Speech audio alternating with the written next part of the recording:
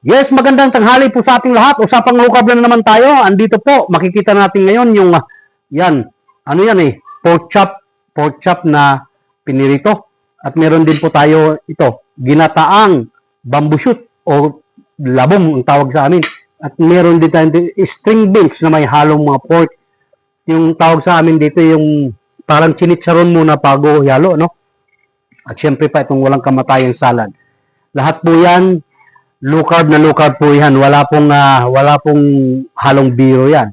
So, ang totoo po niyan talaga, lahat po ng mga low carber sa buong Pilipinas o sa buong mundo, hindi po kayo makakarinig na may mga masamang na idulot po ang pagkain ng mga ganitong mga putahe.